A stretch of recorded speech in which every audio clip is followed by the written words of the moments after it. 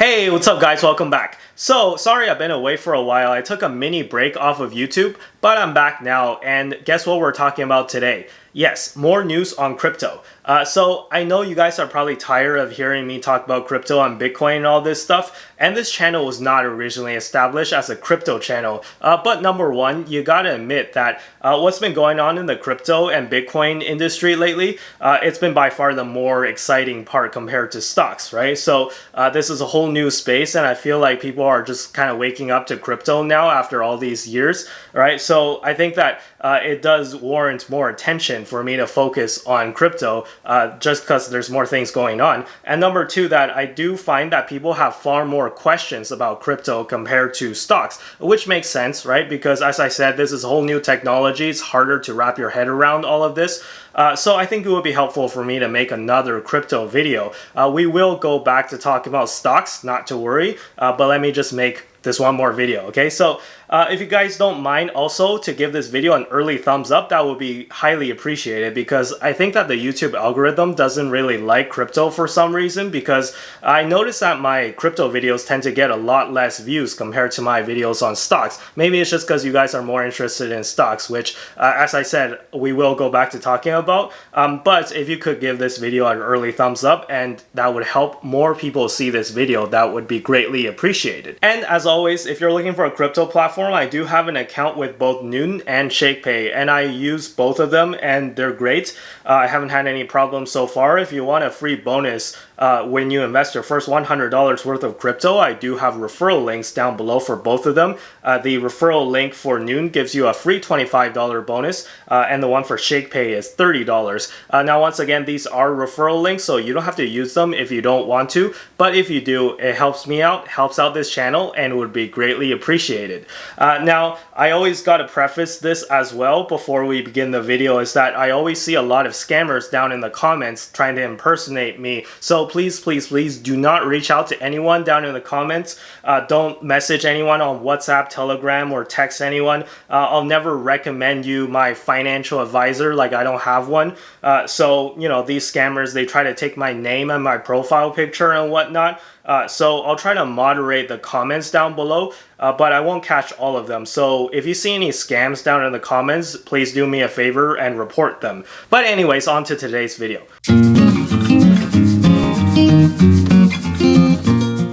So I've been getting a lot of questions about altcoins. So if you don't know what an altcoin is, it's basically a cryptocurrency that is less well known, right? So it's not Bitcoin and it's not Ethereum. Actually, I think some people consider Ethereum as an altcoin, but I don't think so, right? So altcoin stands for alternative coins. So some of them could have bigger upsides compared to Bitcoin. Because, you know, in case you've been living under a rock, you would know that Bitcoin's market cap just exceeded $1 trillion US dollars last week. So obviously the law of large numbers is in effect here. So it would be much more difficult for Bitcoin to say to get from $1 trillion to $2 trillion than it is for like an altcoin that has a market cap of $1 billion to get to $2 billion. So with that in mind, a lot of people have been asking me if I'm invested in any other cryptocurrencies other than Bitcoin or Ethereum. And the answer is yes, by the way. So I'm not one of those like Bitcoin maximalists, so I know a lot of people on YouTube are sort of, you know, what they call Bitcoin maximalists, which are people that are like, you know, Bitcoin is everything, and if you don't have Bitcoin, if you have anything else, those are garbage. Those are what's called coins, right? Or people call them. So, you know, I'm not one of those guys, right? I do believe that there are other cryptocurrencies other than Bitcoin and Ethereum that are kind of valuable. So I'm not a maximalist, so I do have other coins as well. And let me just preface once again by saying that you really got to be careful though when it comes to picking altcoins, because a lot of them are kind of scammy, and anyone can just do an ICO, right? An initial coin offering.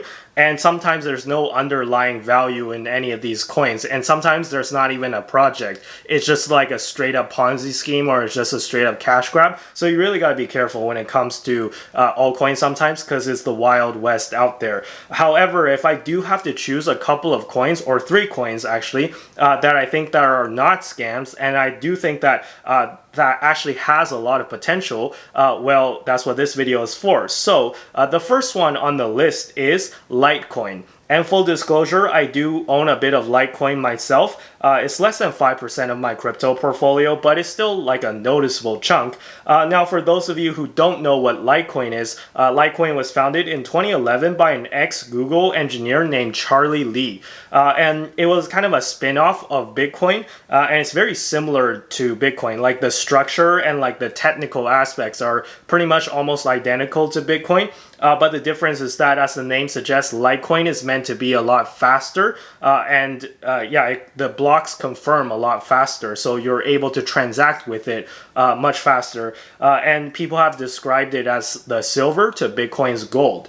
So I think that Litecoin is potentially really undervalued, because if you look at the underlying technology, as I said, it's some of the same technology and has a lot of the same features as Bitcoin, such as supporting SegWit, which is segregated witness. Now, you guys don't have to understand what it is, but basically just know that it was an update that was pushed out that was implemented to Bitcoin in 2017, which lowers the transaction fees. So Litecoin has that as well. Now, Litecoin has already integrated the Lightning Network, which you can kind of think of as a system that handles transactions really fast. It's called a layer 2 solution. So what happens is that you have the main blockchain, and then you have a quicker settlement layer, and which is a layer 2 solution, which is the Lightning Network. And the thing with the Lightning Network is that transactions could happen really fast, right? So basically, you send money back and forth, and it'll happen on the Lightning Network, on the settlement layer, on layer 2, and then it'll just bundle it together as one big transaction and post it to the main blockchain at a later time. So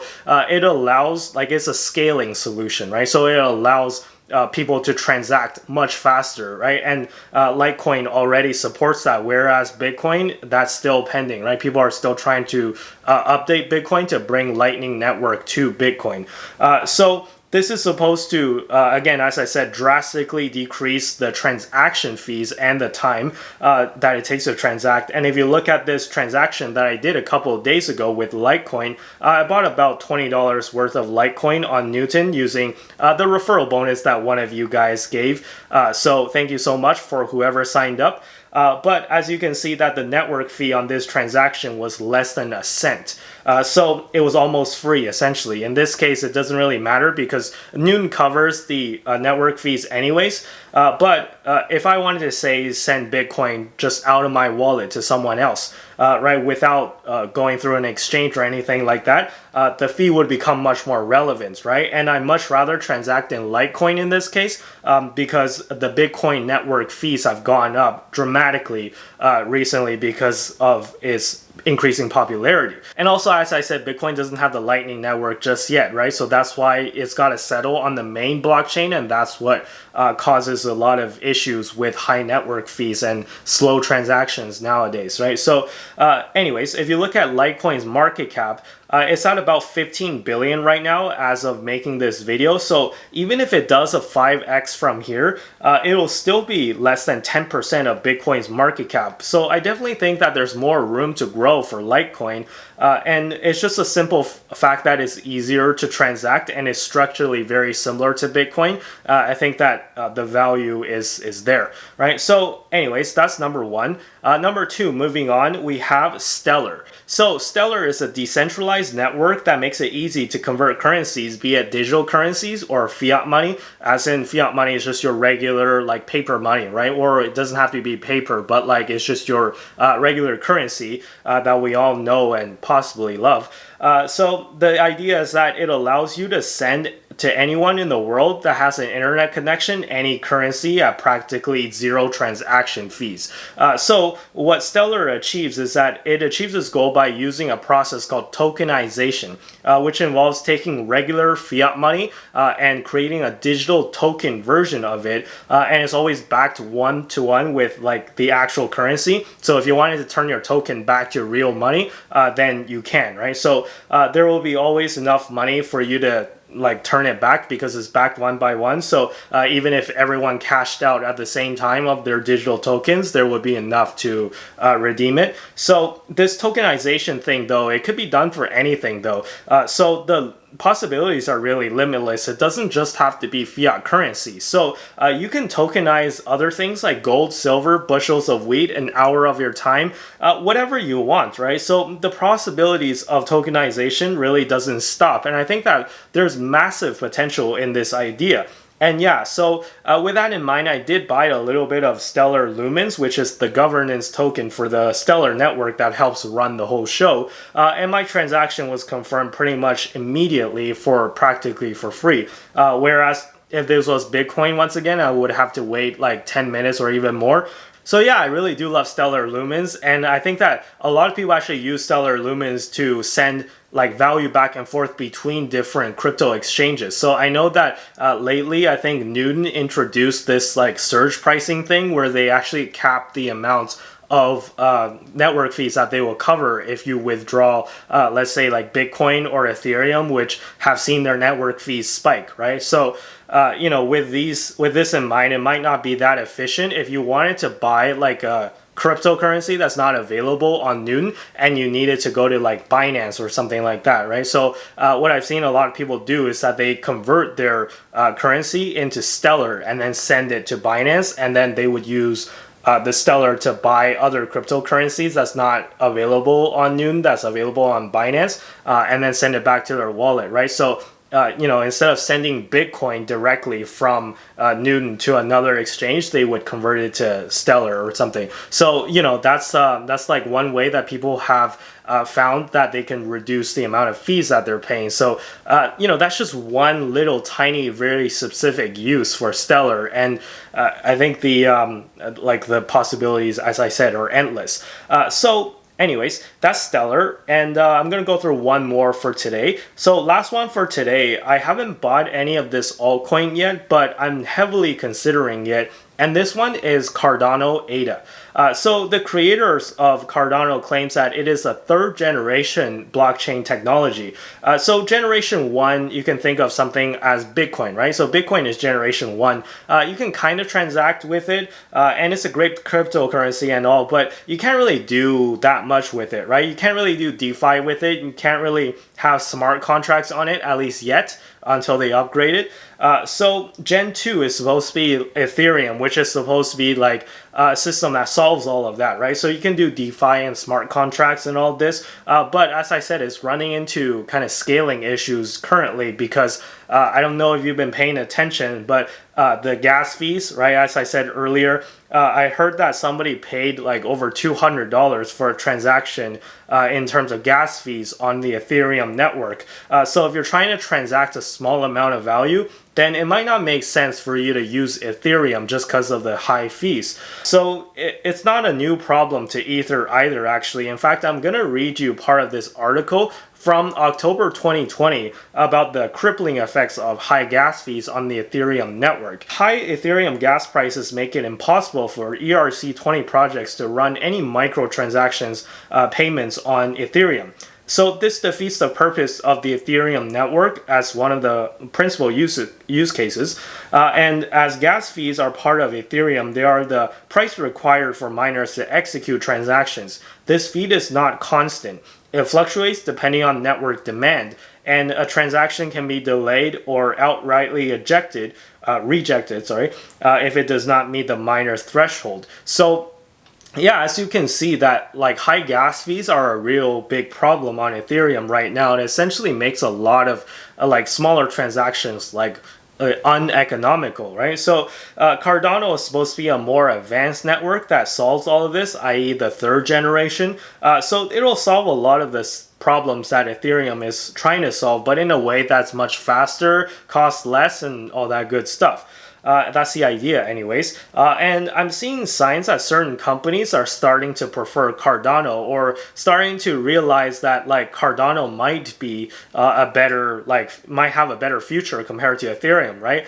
So for example, I saw this article about this Vietnamese company called Santo Blockchain that is switching their entire development stream from Ethereum to Cardano. So they have this product called DNA tags, which is supposed to help with verifying the authenticity of certain products. And I'll just read you part of this press release. The company has evaluated the long-term economics and technology benefits, and has determined to move all of its blockchain products from Ethereum to Cardano Gorgon.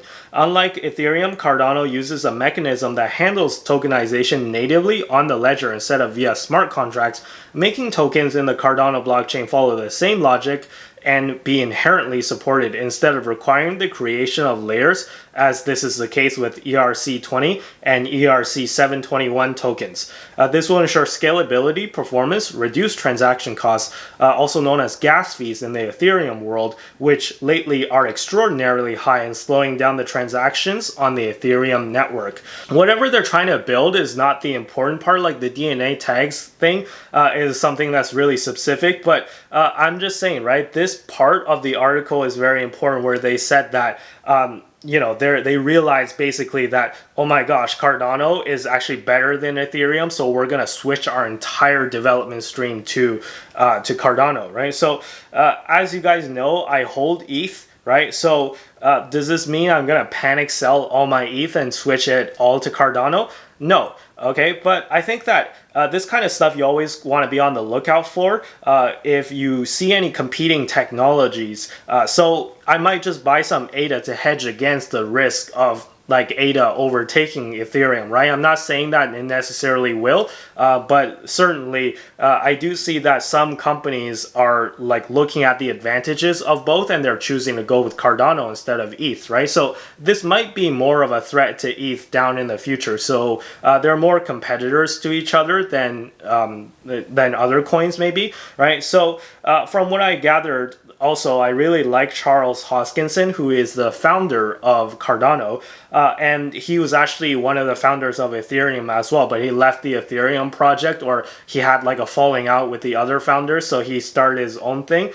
So I really like Charles Hoskinson, and I saw an interview with Charles Hoskinson and Dave Lee on investing, and I highly recommend you guys watch that interview if you guys have time. It is kind of long, but it is definitely worth a watch if you're into like DeFi and crypto and this stuff at all. So I think that he made a really good point, like Charles. Charles made a really good point on emphasizing the importance of doing things right rather than move fast and break things. So as a result, Cardano relies heavily on peer-reviewed papers. They rely on the research from peer-reviewed papers rather than rushing to implement an upgrade and seeing what happens. So I think that he's a really smart guy, and watching that interview really gave me a lot of deeper insights into what like DeFi is and all the problems that he's trying to solve. And yeah, all in all, it kind of convinced me to buy ADA, so I probably will at some point. Unfortunately, it's not supported on Noon, so I'll probably have to open like a new account at another exchange. I know it's kind of annoying, but I think that it's kind of worth it just to kind of hedge against the risk of it overtaking Ethereum, right? As I said. So anyways, those are the three altcoins that I like. And I'm going to leave the video here for today. Let me know if there's another altcoin that you like that I didn't mention. And yeah, of course, be sure to leave that down in the comments below. Be sure to follow me on Twitter and Instagram as always. Links down below in the description. I'll see you guys in the next video. Bye-bye.